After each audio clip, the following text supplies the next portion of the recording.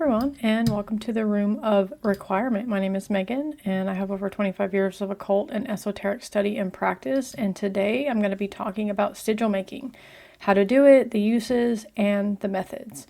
If this is the first time you're coming across one of my videos, welcome. I'm glad to have you here.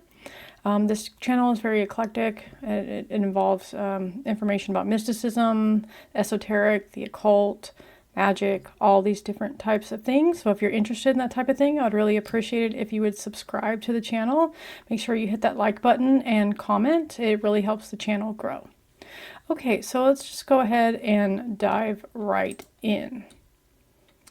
Okay, so first we have to talk about what the difference is between a sigil, a talisman, and an amulet. Okay, so a sigil is a symbol or design that represents a specific intention or desire, often created by the individual using it. It is not typically worn, but is charged with energy through ritual, meditation, and spell work. A talisman. A talisman is a physical object believed to have inherent magical or protective powers, often worn or carried on one's person. It is charged with specific intentions and is believed to draw energy from a particular deity, planet, or astrological energy. An amulet. An amulet is a sacred or powerful object, often made from natural materials like crystals. This is used for protection, and it's not typically worn, but it's imbued with protective energy. So these distinctions highlight the unique roles each object plays in magical practice, emphasizing the importance of understanding the specific purpose and intention behind each one.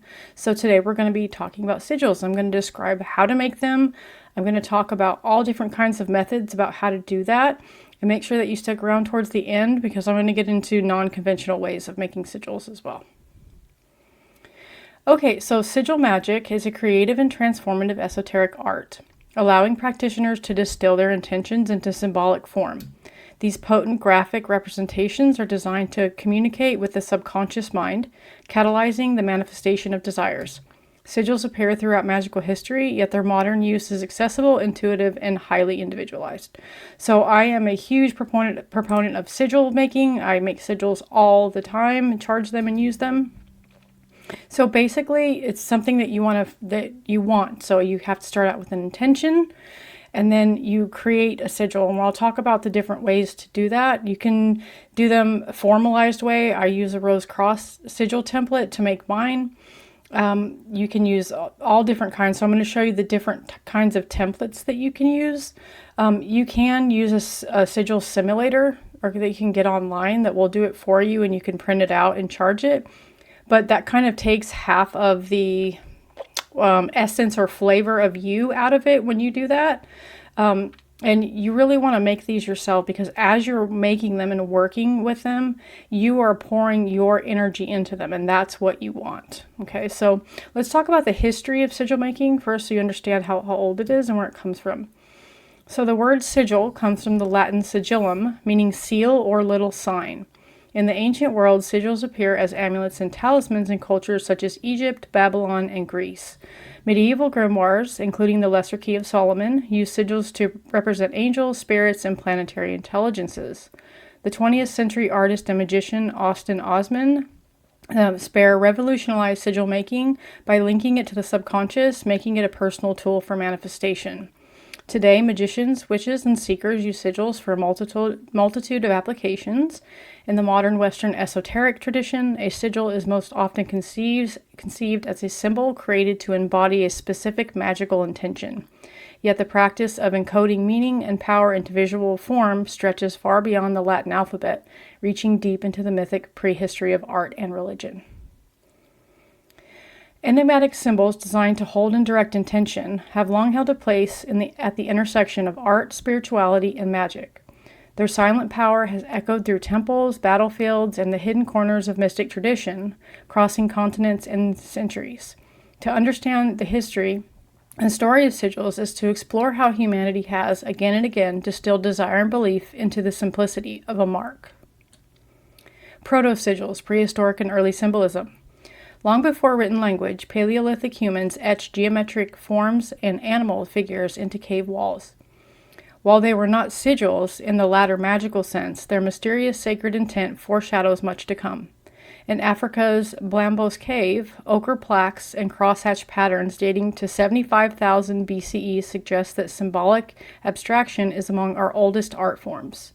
As humanity entered the Neolithic, the proliferation of petroglyphs, marked carved in stone, reveals a new relationship to symbol and spirit. Across Australia, Europe, and the Americas, concentric circles, spirals, and labyrinth forms appear in sacred text sites, and possibly as inventions or barriers to the unseen world. Seals and talismans in the ancient Near East. In Mesopotamia, the cradle of civilization, the seal became a potent social and spiritual tool. Cylinder seals, engraved cylinders rolled over clay, served to authenticate documents and possessions, but their intricate iconography did more than mark ownership. Images of gods, animals, and mythic scenes invoke protection, favor, or curses. For the Sumerians, Babylonians, and Assyrians, the seal was both a practical and a mystical device. Egypt, too, abounds with symbolic objects, scarabs, cartouches, and amulets inscribed with hieroglyphs and images believed to bind divine power. The Ankh, which is a symbol of life, and the Utjat, the Eye of Horus, were carved into stone, painted on papyri, and worn as jewelry to attract health, protection, and rebirth. These may be seen as proto-sigils functioning as visual prayers. East Asian symbolism, talisman, and seals. In China, the tradition of the seal is ancient and multifaceted. Used by emperors, artists, and mystics, carved seals function as signatures and as magical tokens. Taoist talismans, or fu, are hand-drawn or stamped symbols that harness divine energies for healing, exorcism, or luck. These complex diagrams, mixing Chinese characters and abstract forms, are burned, worn, or displayed to invoke their power. In Japan, esoteric Buddhist and Shinto traditions also employ talismanic symbols. The practice of creating shuin, which is red ink stamps, at temples echoes the ancient belief in the power of the sacred mark, while ufuda, amulet papers inscribed with intricate script and iconography, are placed in homes and shrines for protection. India and the mandala tradition. In the Indian subcontinent, visual symbolism achieves cosmic dimensions. Mandalas, which are geometric arrangements of shapes and sacred syllables, serve as maps of the universe and tools of meditation. While not strictly sigils, they function similarly when used as focal points for intention and transformation. Yantras, which are geometric diagrams associated with deities, are direct predecessors of Western sigil magic. Created according to strict mathematical rules, each yantra encapsulates the essence of a deity or cosmic principle, becoming a visual mantra through which the practitioner can access divine energy. Symbolic magic in Africa. In West Africa, the Nzibidi, I'm going to butcher these names, you guys, I'm not familiar with them, script of the Ejikam and Igbo people, I'm so sorry for butchering these names, encodes meaning and ideograms used for communication, storytelling, and ritual. Certain Nzibidi signs drawn on the body, walls, or objects serve as protective or empowering symbols, sigils in all but name.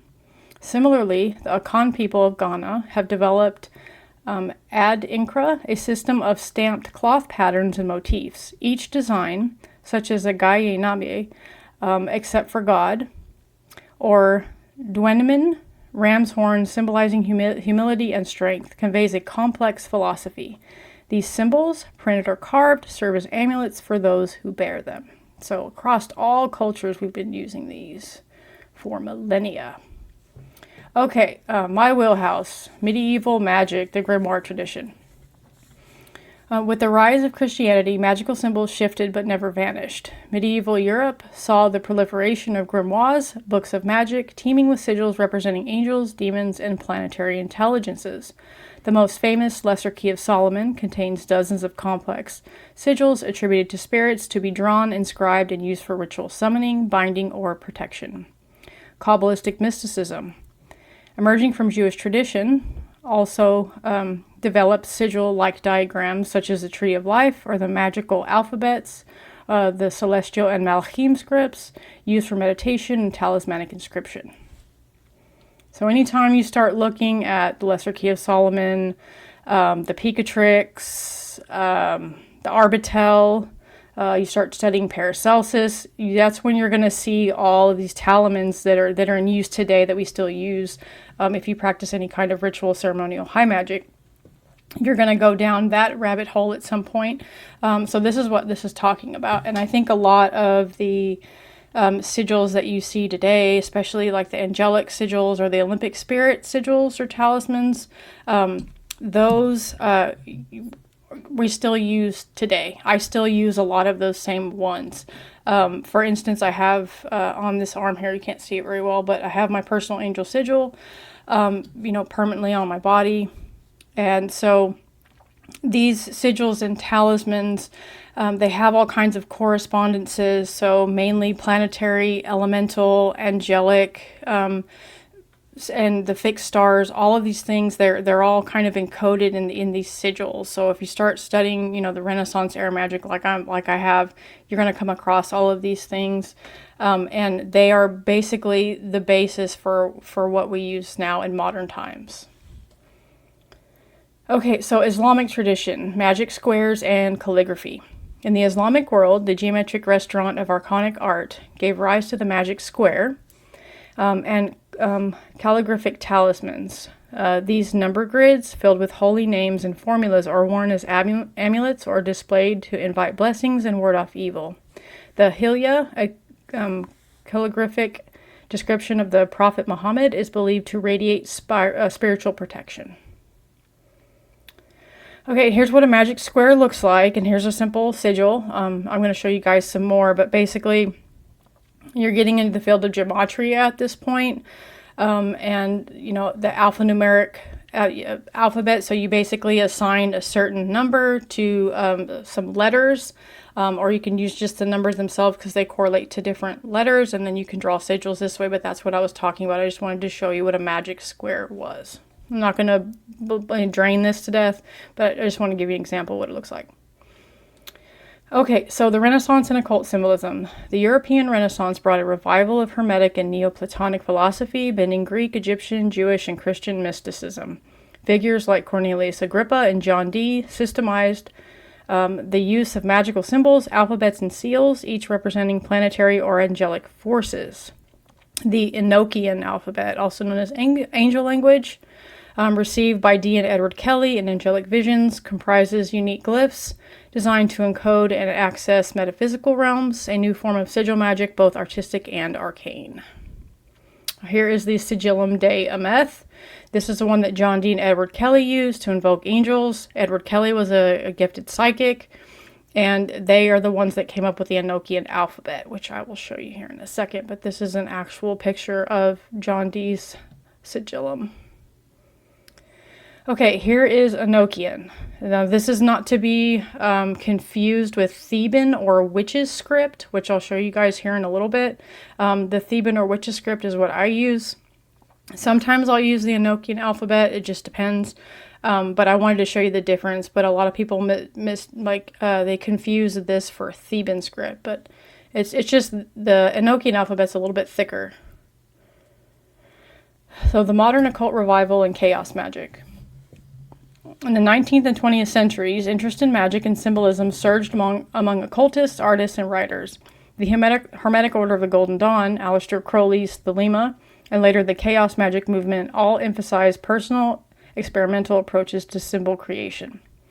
The modern chaos sigil, popularized by Austin Osman Spare, is unique in that its meaning is obscured in the act of creation. The practitioner writes a statement of intent, removes repeating letters, and condenses the remainder into a stylized glyph. The sigil is charged with emotion and fired into the unconscious, an approach that democratizes magic and places creative power firmly in the practitioner's hands. Sigils in folk practice and popular culture. Sigil-like symbolism thrives in folk traditions around the world. In Central and Eastern Europe, hex signs painted on barns are meant to protect livestock and the home. In the Americas, the veve of Haitian voodoo marks the presence of spirits, while the crossing marks of hoodoo are drawn in dust or chalk to attract luck or ward away harm. In the digital age, sigils have found new life as personal logos, tattoos, and viral icons, adaptable to magical, spiritual, or purely aesthetic ends. The creation of sigils methods across cultures. Though techniques vary, several common threads unite the creation of sigils worldwide. Abstraction, moving from word or image to symbolic form. Examples is compressing a statement of intent, stylizing a deity, or encoding a prayer. Ritual preparation, creating the sigil in a sacred or liminal space, often with incense, chanting, or fasting. Meditation as well. Before you charge, you want to have a clear state of mind when you're charging your sigils, and you want to focus completely on that. You want to be free from distraction and make that your entire focus, because you want to pour all of your energy and intention and attention into your sigil to get the most out of it. Activation, charging the sigil with emotional, spiritual, or social energy by meditation, dance, sacrifice, or display. Destruction or concealment. In some traditions, the sigil is destroyed, which is burned, erased, sometimes eaten in some cultures, after activation to release its power to the unconscious or to the cosmos. I prefer burning. And sometimes I will bury things, but for the most part, I just burn them on my altar after I've left them on there. So I like to charge mine, leave them on the altar while I do my energy work and high magic to keep charging them. And then I will burn them. Usually I'll follow my intuition on when I need to burn them, but usually about a week to 2 weeks. The enduring power of the sigil. Across continents and centuries, sigils remain a testament to the universal human urge to give shape to the invisible, to speak in the silent language of symbol, and to compress hope, fear, and will into a single potent mark. Whether etched in clay, stamped into ink, or woven into textiles, or hidden in code, the sigil continues to whisper its peculiar magic, waiting for the next seeker to unlock its story. Okay, so what are sigils used for? They can be applied to manifest desires, like love, opportunity, healing, and creativity, protect or empower the self, focus intention and energy, ward off negativity or attract blessings, and amplify ritual or meditative practices. So you can also meditate with these too. You can stare at them in single-pointed focus meditation, focus all your intention on them. That's one way of charging them as well.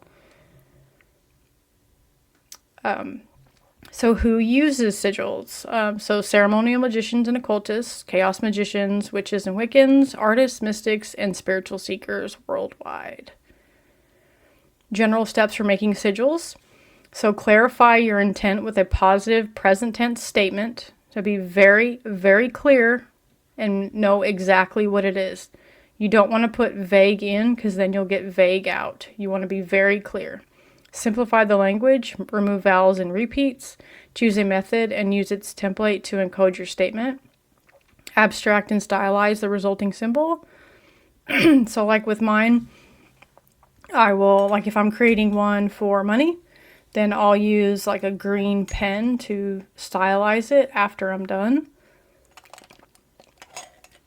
If you're making one for prosperity or wealth, then you could use gold as well.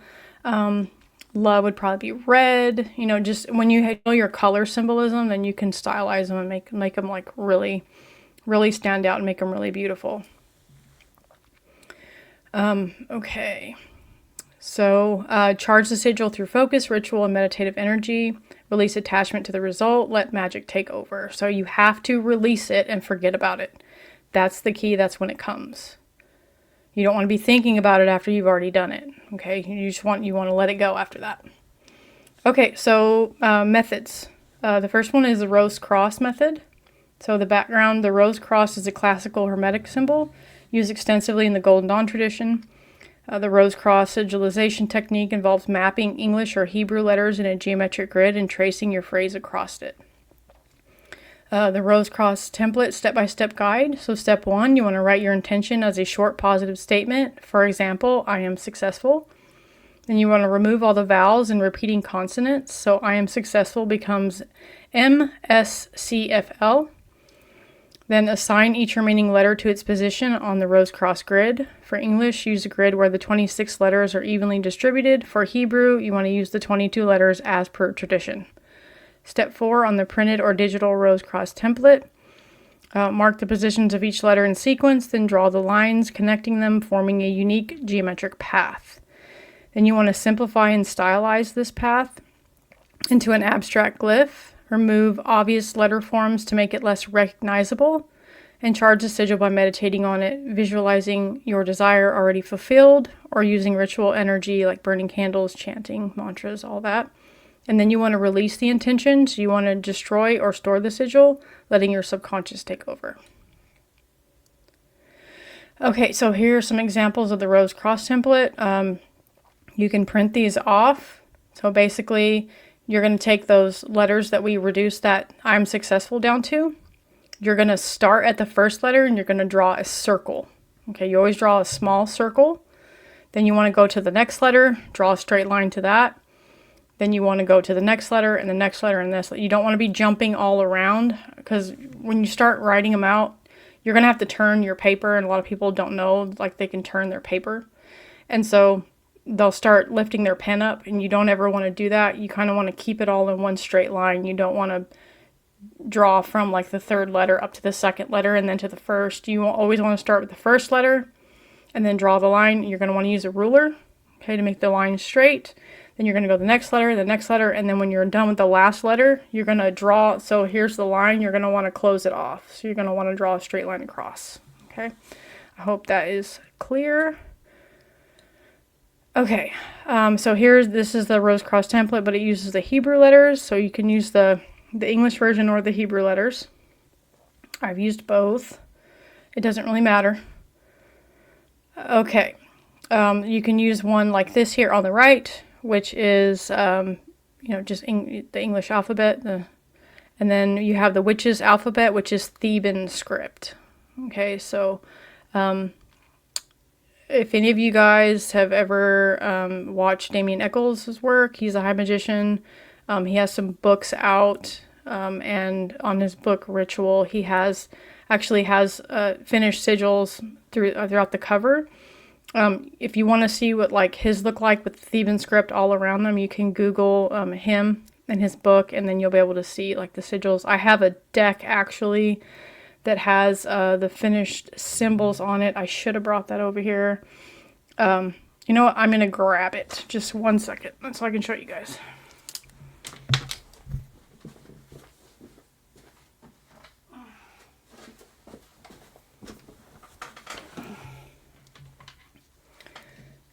Okay, so this is an oracle deck that Damien, his wife, and Travis McHenry created. They are all high magicians. And so when you get done with the rose cross and you do your sigils, okay, so for instance, this one right here, that's where I was talking about making the circle and then drawing the line at the end. And then you always want to enclose your sigil with a circle to keep its energy potent and in place. And then you can write your Theban script. You can create the words that you want to go around it. Here's an example of one. Here's another one. Okay. So basically that's what it's going to look like when you get done. Now you don't have to do the Theban script around it. I like to do that because it makes it more powerful. Here's an example of another one. This is the Celestial Lotus. This is a ritual. Okay. Archangel Raphael. Okay, yeah, these are pretty cool. So whenever I get done with my sigils, this is basically what they look like. Probably the most powerful form of magic I've ever used. It always works. It's never not worked. Sometimes it takes longer to come to fruition, but it just depends on your intention and how much work you put into it, how much energy you put into it, where your state of mind is at the time when you're doing it. There's a lot of different factors, but the more you do it, the better you're going to get at it. Okay, so the Theban alphabet method. So the Theban alphabet, or witch's alphabet, is a magical writing system popular with Wiccans and ceremonial magicians. It encodes your intention into unfamiliar characters, making your sigil naturally mysterious. So that's another thing I want to just add in right quick. The reason why, well, for one, because it's going to be a jumbled mess if you use the entire sentence. It's just going to get too busy across the sigil. And the other reason is we want to make them unrecognizable to other people if they see them. Okay, so you guys know in the cult world, there's like kind of an air of secrecy. And the reason is for one, you don't want anybody else's energy tainting it. And two, if somebody picks it up, you don't want them to know your intention, because then the observer effect will take place and then it might influence the sigil. Okay, so basically your work, you want to keep it to yourself. You don't want to be sharing it all around, all over the place, showing people your stuff. It's generally kind of a rule of thumb on this path that you keep everything to yourself so that you don't have anybody else's energy influence it, right? Okay, so I just wanted to add that in there. So then the first step is to write your intent as a statement. So I attract abundance, remove all the vowels and duplicate consonants. I attract abundance becomes TRCBND. Substitute each letter for the Theban counterpart using the chart, and write your string in Theban characters. Then step 4 is arrange the Theban characters into a single cohesive design. Try stacking, interlacing, or forming a circle. Further stylize, so you want to fuse strokes, add embellishments, or abstract the shapes until it is visually striking and non-obvious. Charge it through meditation, focusing your intent as you gaze at it or trace the sigil or incorporate it into ritual. Then you want to release the desire and let the sigil work subconsciously. Here's another template that you can use if you're into Norse runes. I believe these are the Elder Futhark runes. You can use a runic template. And you know that these letters are basically like a phrase, right? So that would be really cool if you made one that was runic. So I just wanted to show you different examples, different ways of doing it. So using the runic template method. Runes are ancient script of Germanic and Norse cultures. Each rune holds symbolic meaning. So runic sigil making not only encodes your intent, but weaves in runic energies. So step 1, define your intent and break it into essential keywords. For protection and travel, use protection and travel. Identify corresponding runes, Algiz for protection and Reidho for travel. Sketch each rune, then experiment with overlaying, intertwining, or connecting their lines into one cohesive bind rune. Simplify and stylize your bind rune. Remove extra lines, add curves or mirror elements to make it uniquely yours. Empower it by carving, drawing, or carrying it as a talisman, and charge it with meditation, spoken intention, or ritual acts, such as sprinkling it with water or passing it through smoke. Trust and release. Let the bind rune do its work as you forget its specific purpose. Other methods. Write out a phrase, then remove all the vowels and repeating letters. Once you know your intention, grab a piece of paper and write it out in a single sentence. Phrase it positively and in present tense. It's very important. Don't do something like I will have abundance, because then you're setting it out in the future. I have abundance now. That would be more of like present tense. Then cross out all the vowels in that sentence, followed by all of the repeating letters, keeping the first repeating letter. When you're done, you'll have one instance of each letter from the original phrase. Present tense means phrasing your desire as though you already have it, using I am instead of I will. So for example, if you often feel self-conscious and unsure of yourself, you could manifest positive energy with a starting sentence like, I am confident and capable person. Then distill it down to these letters here. So these are without vowels. It'd be MCNFDNT, NDCPBL, PRSN. Okay, so then you're going to want to cross out any repeating letters, and you're going to end up with half of that, which is MCNFDTPBLR. So here's an example of how to do that. Okay, so I'm a confident and capable person. You're going to write that out, and then you're going to reduce it down. Okay, so the word method. Spell one word and remove the repeating letters for a more direct intent. Another way to create the sigil is by writing a single word of intent rather than a whole sentence. This is because a simple, direct purpose is more effective than a complex goal when using sigil magic. Choose Choose one word that expresses your desires and remove any repeating letters, but leave in the vowels for the version of the sigil. For example, you could pick a word like prosperity, removing the repeating letters, once again keeping the first instance of each repeating letter, and your final product would be PROSEITY. Okay, so that's an example of how to do that. Draw your sigil design on a new piece of paper.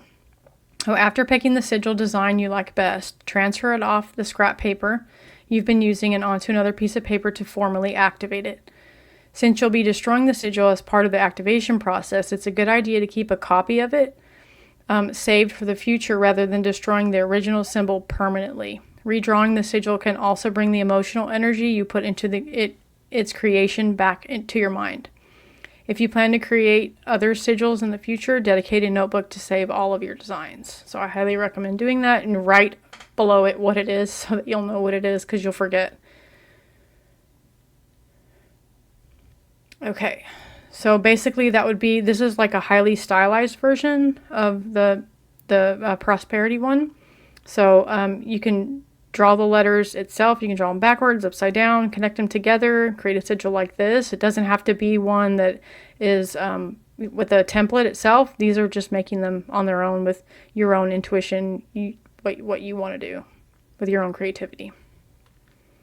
Set the tone to charge. To find a quiet, calming spot and relax your mind, make sure that wherever you go is isolated and peaceful enough to let you focus. If you have a sacred space or altar, go there. However, neither is necessary. Any place around your home where you can work undisturbed is fine. And close your eyes and meditate briefly. Focus on the feeling of your breath going in and out. Meditation isn't mandatory to make a sigil ritual a success, but it's best if you at least close your eyes and breathe a few times deeply to relax your body. If it helps you to relax, try turning out the lights, turning off the electronics, and lighting candles and incense. Hold the sigil and focus on it, and take a moment to hold the sigil in both hands and stare at it for a few minutes, reflecting on its meaning and significance. Imagine light energy flowing from your hands to the sigil, and that light that's flowing from your hands, you want it coming from the divine, from the top. You always want to use divine energy, not your own energy. It can create all kinds of problems if you do that, like psychic and nervous system burnout. If you do that, so whenever you're charging something, anything, if it's a sigil or anything else, you always want to pull the light down from the top of the universe through your crown, out through your body and out of your arms, and use that energy. You don't want to use your own. Okay, that's just a little tidbit there. Imagine light energy flowing from your hands to the sigil and keep looking at it until your vision blurs slightly and the sigil looks a little warped on the page. Once you notice the distortion, it's time to finalize the activation. Releasing. Burn the sigil in a fireproof bowl, light a candle, and then use it to set the sigil on fire while holding the paper and candle over the fireproof bowl. Also, you might want to use tweezers or tongs. I don't know how many times I've burned the crap out of my hands. I got brave and decided I didn't want to look for my tweezers, so I just did it with my hands, and I burned the crap out of my thumbs. It's still peeling. So even though you think it might not burn you, eventually it will. So just be careful with that. I recommend using tweezers or something. So the fire is what charges and activates your sigil. So allowing it to take effect in the future, make sure there's nothing flammable nearby before you light your candle, and hold the paper carefully. Set it on fire far from where you're holding it to ensure you don't get burned. Alternatively, crumple up the piece of paper with the sigil on it and place it inside a fireproof bowl before setting it on fire. You can also tear it up and give it to the wind or bury it. You can also hide it away and forget about it. So those are ways of releasing. Permanent sigils. So create a permanent sigil and store it somewhere meaningful. Permanent sigils are designed to be active indefinitely and for long periods.